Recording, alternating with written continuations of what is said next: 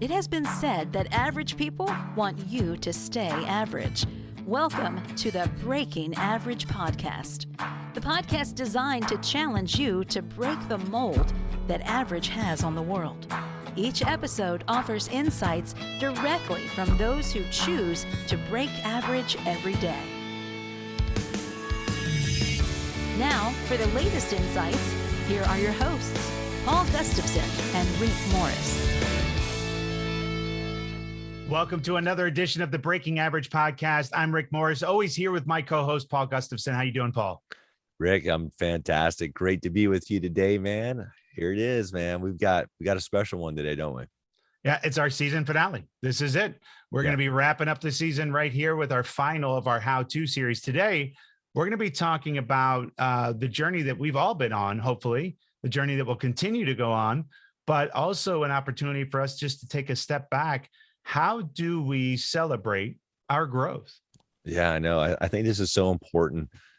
Years ago, I missed this, right? This is probably the most important tactic that I believe any entrepreneur, any person in business needs to make sure that they have as part of their arsenal.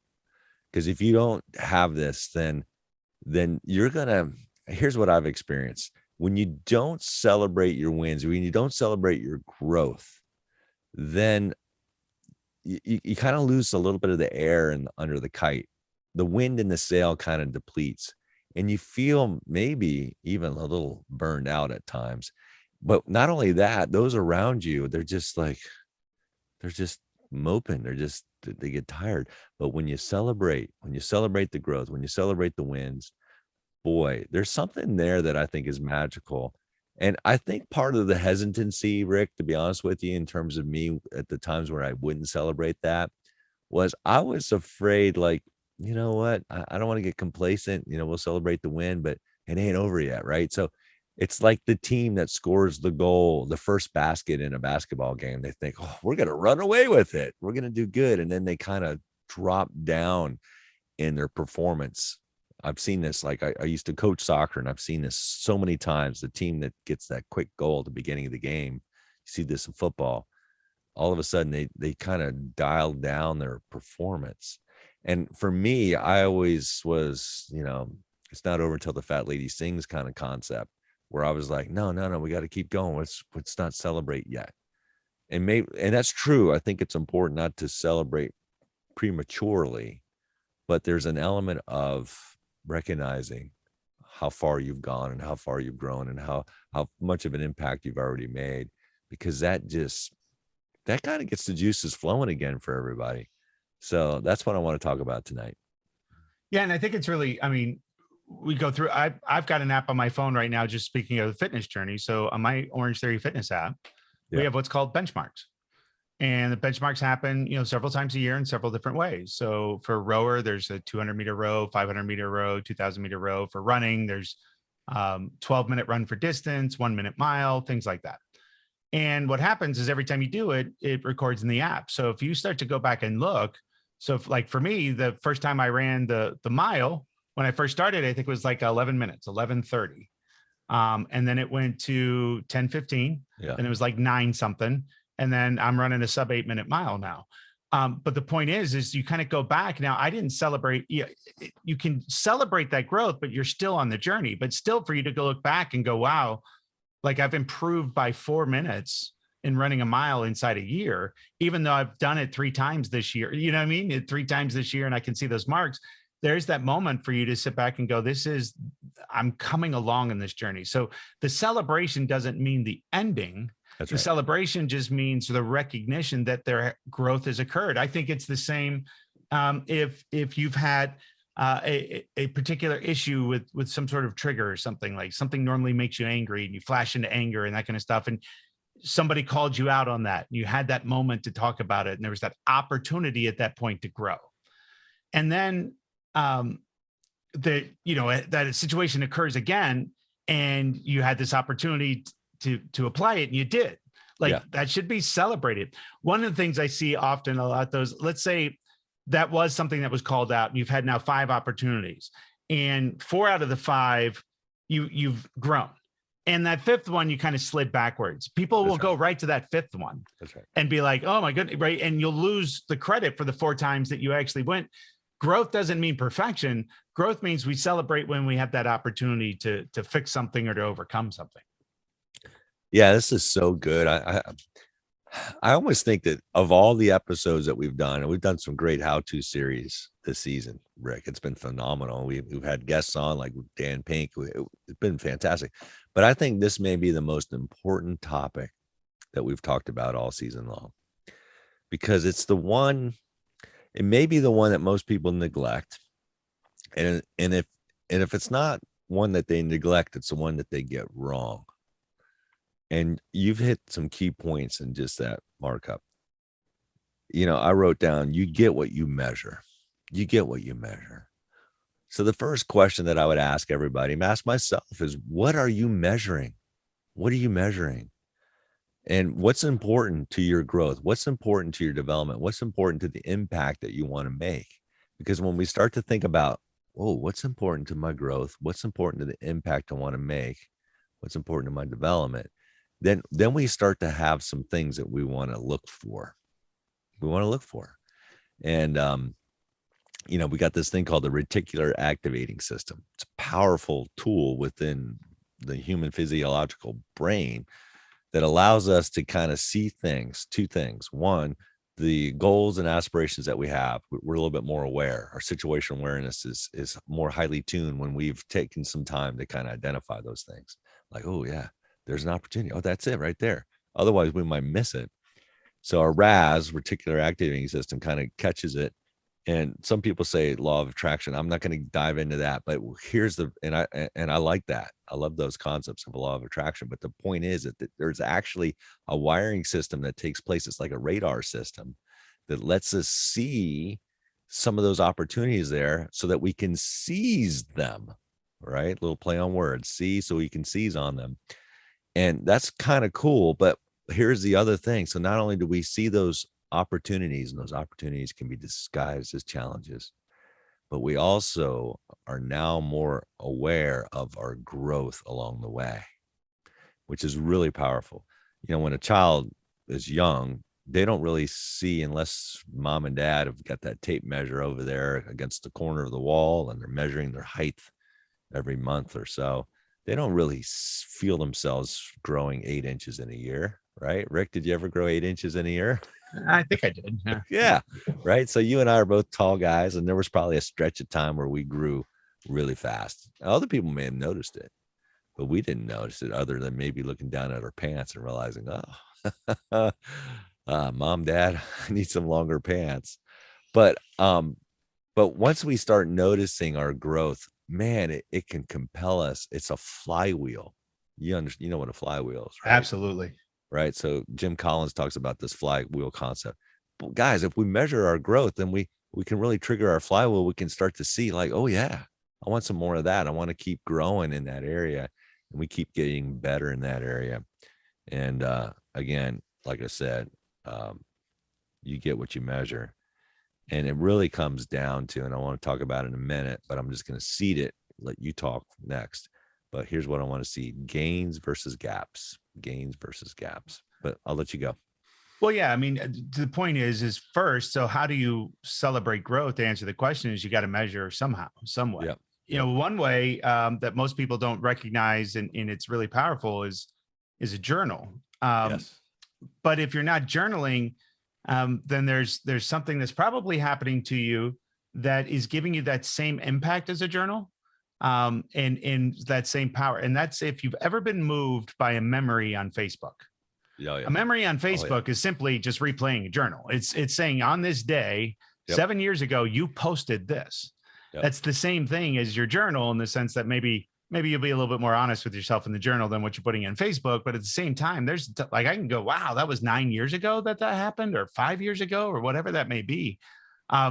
But that feeling that you get is one of those things. Not only is it really healthy practice to journal, but to be able to go back. So a couple of things that I do is I do read my journals from 2 to 3 years ago, try to get to the same day. And just like in my fitness journey, I'll look at what I did last year at this time in terms of distance ran, how many steps, that kind of stuff. Well, the thing is I've been tracking it, so I know it. I know how long I did. I know how long I exercised that day or whatever. And I want to see that consistent growth. So for instance, one of my goals was to first run a mile, just run a mile in a class. Then it became 1.5, then it became 2. And now it's 5K. I'm doing a 5K every time I'm in a class. But that's that continued growth. So when I look back a year from now and I was doing 1.5, that's awesome. Right now I can see, wow, like if I'd be mad at myself if I did that today. Right. That's the distance of growth. That's how you celebrate. So you have to have a way to track and measure and be able to easily recall in order for you to celebrate where you've gone. Yeah, this is so good. I love the Facebook concept that you talked about, and as you said it, I was like, well, wait a minute, cool. I'm an iPhone guy. You're an iPhone guy, right? You can go into your photos and you can look at years. And if you go back 5 years, guys, here's a little tip and challenge early on here. Go back 5 years. Go look at what was happening. What were some of the picks? See how far you've gone. And maybe even celebrate some of the things that you did, even though you're like, okay, well, I don't do that anymore. Well, still, you did something significant. So when Rick was sharing, I just quickly went back. I'll put that right out there for those. You see that? Yeah. It's my wife doing some VR stuff. So we were kind of on the pioneer group of some stuff that we're doing with Tom Furness, who is the grandfather of VR. He invented it. And we were doing this thing called Learning Landscapes, living in the living room, right? So it was kind of cool. It was a great space where we're playing with the HTC Vive and all that. And we've grown quite a bit since then, but just by looking at that one picture, and it's actually kind of a video, I didn't really play for you guys, but just by looking at that little video clip, it's just like, whoa, yeah, look how far we've gone. Look how far we've gone. And I think that's important. You talked about journaling, and the images, like you said, provide that bookmark of journals. But I love this idea. Tyler Perry, you've heard of him, of course. Of course. He's got this great concept that he learned from Oprah Winfrey, and I think it's powerful. It's write a letter to your younger self. Write a letter to your younger self. Think back to where you were maybe 10 years ago, maybe 12 years ago, maybe the struggles and the challenges that you were going through at that time. And just write yourself an encouraging letter, because when you do, you'll be more grateful for the moments of where you are right now. You'll understand the challenges that you've endured. And even though you can't really go back in time and talk to that person, you kind of are. And my wife, I shared that with her a couple months ago, and she says, I love that, but here's the one I do. I write a letter to my future self. I'm like, ooh. I said, what do you do? I said, well, I imagine myself in the future. This is kind of Matthew McConaughey. He kind of does this too. I imagine myself in the future. And so I write that letter of where I'm going to be beyond the challenges that I'm at. And so it allows me to kind of have a vision for how I'm going to grow. So there's two ways of doing that. One, it's a rear view mirror look to see, oh, how far I've come. And the other one's a front windshield view in terms of, oh, there's where I'm going to be. And I think just that little letter writing thing, and you can find Tyler Perry. He reads one of his letters. We'll try to post this on our webpage. He reads one of his letters, and it's powerful. It's so emotional, but it's a way to celebrate your growth. It's a way to celebrate where you're going. I think that's so critical. I think if you don't have that marker or measure, I had a conversation last week with someone that I coach, and we sat down and wrote goals 3 years ago and 2 years ago. And at this point, he's accomplished all three of the major life goals that we selected, but is still very unhappy with the direction, but never took this step and said, one of the things we talked about was leaving your job. Have you left your job? Yes. All right, cool. Another one is you were talking about leaving, a relationship that wasn't healthy for you. Have you left that relationship? Yes. Awesome. All right. Right. And so we started going through that. Yeah. It's like, okay, so now it's time for new goals, but just because you don't think you've achieved this level of nirvana or happiness, that's why I'm not a huge fan of goals too. Because people are like, if I do this, I'll be happy. Right. You don't attach happiness to achievement or accomplishment that way. You can say, I'll celebrate. Yep. When I do this, which is exactly what we're talking about. Let's celebrate that we hit this milestone, but it doesn't mean we're done. Yeah. I see that happen a lot with weight loss goals. Once I get to, X of pound weight, I'll be happy. And then they do. So they go celebrate and go drink and eat and, have a lot of food and that kind of stuff. Whomp, right back up again. So it's a constant kind of growth and battle. But you have to celebrate each one of those growth and then be okay with it too. So there, I'll say this. I had a lot of unhealthy habits. I was drinking a little bit too much. I used to chew tobacco, ate really poorly and out all the time, all that stuff. All of those vices and habits are gone. Yeah. Right. So it's one of these things. Do I have new things now that are things I want to overcome? Of course. But I'm celebrating like crazy that those are 3 vices that had a grip on me for many, many years that are gone, like not even around anymore. Those are the types of things that you have to take that step back and celebrate. Yeah, it's really interesting. I love what you shared because it's so easy to get trapped in the goal focus, guys. And what Rick shared is so important, guys. I just want to reemphasize this. It's not about the goals. Those are kind of a stepping stone to see how far you're coming along, but it's not about the goals. And I still, to this day, one of the most impactful statements that was ever made to me was John Maxwell saying, when you're growth oriented, you never get bored. And he was talking about what happens when you're goal oriented. You have a goal, you hit the goal, but then what? There's kind of a disappointment that happens. And at least for me, I'm just like, I get all excited and I get the goal and I'm like, well, it's over. It's kind of anticlimactic. And I would have to kind of restart everything back up again. And what he shared with me, what he shaped me, has changed my life. He says, don't get too focused on the goals. Those are just a little bit they're indicators, they're helpful, but that's not what it's about. It's about being growth oriented. And so now I've got it's helped me immensely, the mindset of growth. And it's helped me celebrate a little bit better now, finally. And I just want to encourage everybody, be growth oriented, not goal oriented, but growth oriented. Allow yourself to celebrate that growth. Find others who are also growing, celebrate their growth because they need it. They need it.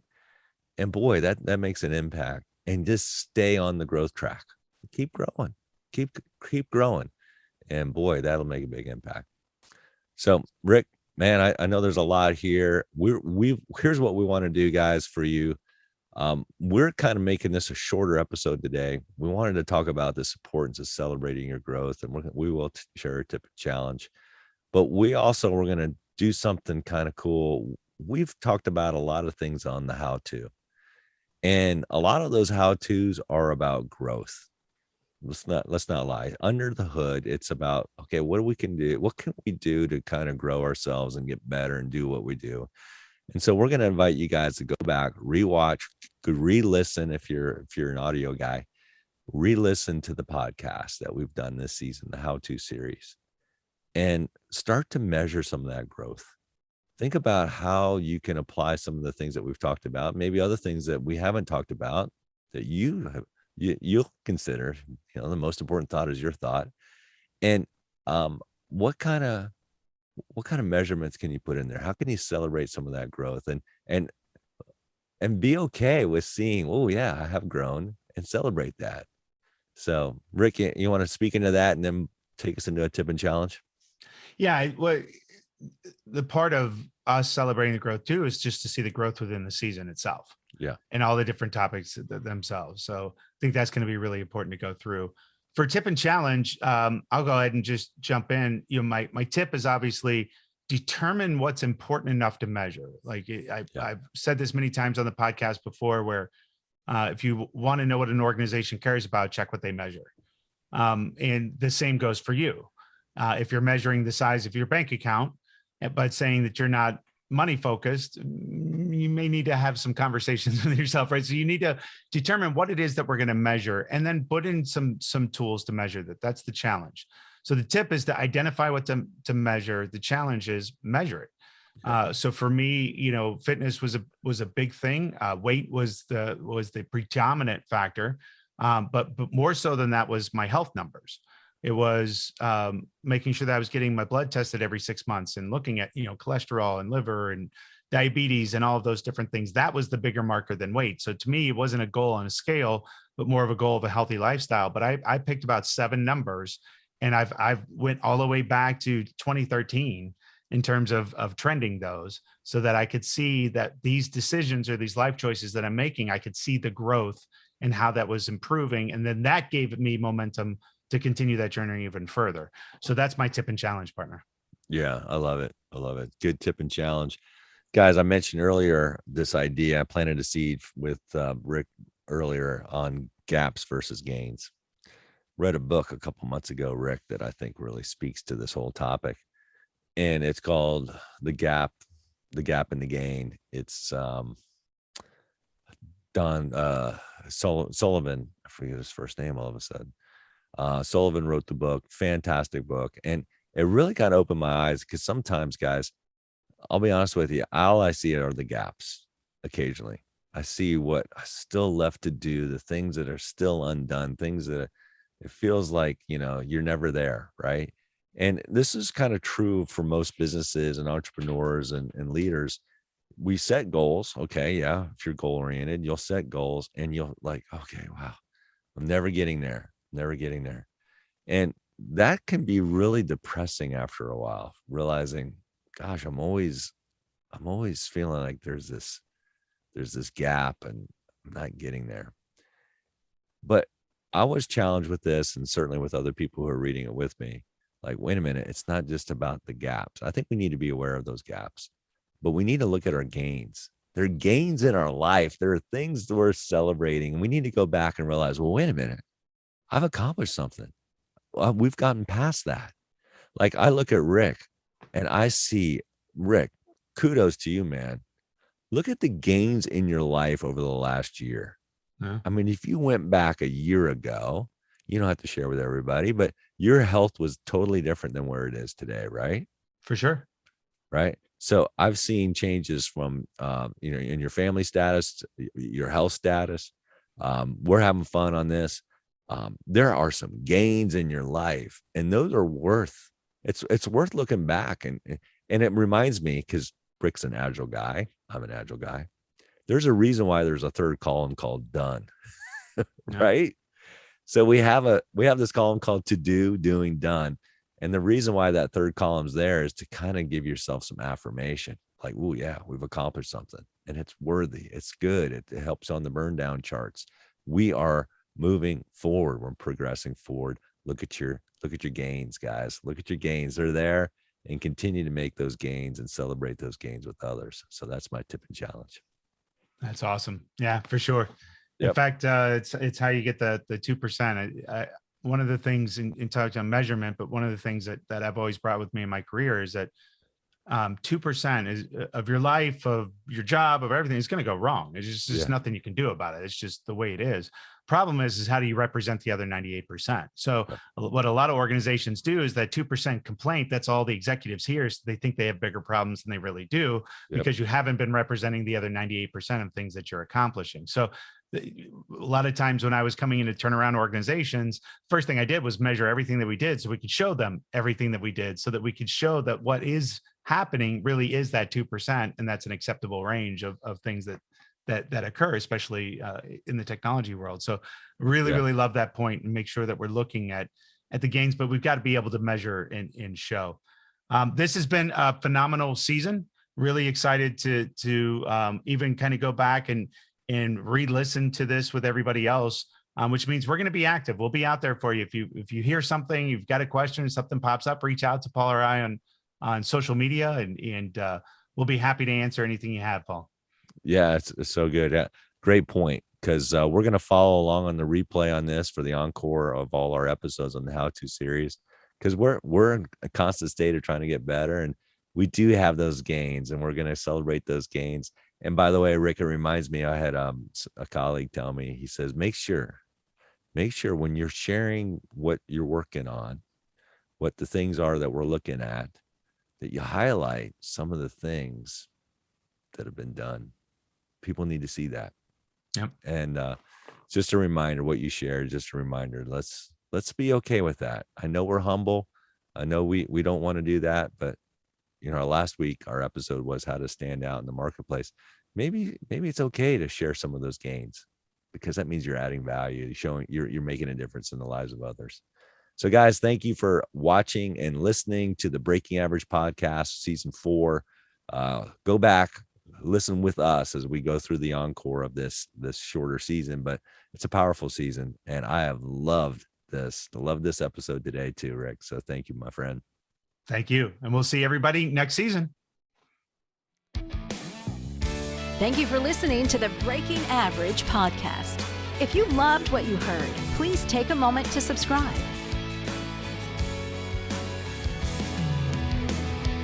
All opinions and comments expressed in this podcast are those of the participants and do not reflect the opinions or views of any of the advertisers, producers, or platforms. This show was produced by R2 Multimedia. A special thank you to Milestone Melodies for our theme music. As you continue your day, what is one action that you can apply from this podcast to your life? Tune in for our next episode as we continue to challenge everyone to break average.